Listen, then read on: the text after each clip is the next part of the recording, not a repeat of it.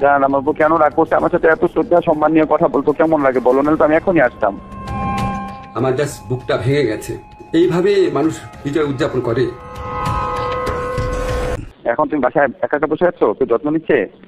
সব নিয়ে আর কিছু না, আমি খালি শুয়ে ঘুমাচ্ছি, শুয়ে আছে। চলে আসো না কেন, দেখে যাও আমাকে। হ্যাঁ আমাকে দেখে যাও।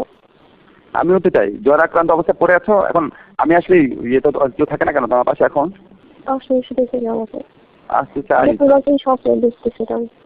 জান আমার বউ কেন রাগ করছে আমার সাথে, এত শ্রদ্ধা সম্মান নিয়ে কথা বলতো কেমন লাগে বলো, না তো আমি এখনই আসতাম। চলে আসো, এখন তো আসবে না বাসায়। তোমার গাড়ি নাই? না জানলে এগুলো আসো না, কেউ আসবে না এখন বাসার মধ্যে, একটু জানলেই আসবে আসতে। আচ্ছা ঠিক আছে, এখন আসলে আমার আর রোজা থাকবে না। আরেকজনের বউয়ের জ্বরে সেবার হাত বাড়িয়ে দেওয়া সমাজসেবক আসিফ নজরুল যে এখনো ভারতীয় জ্বর, চলুন তার আরও প্রমাণ দেখা যাক।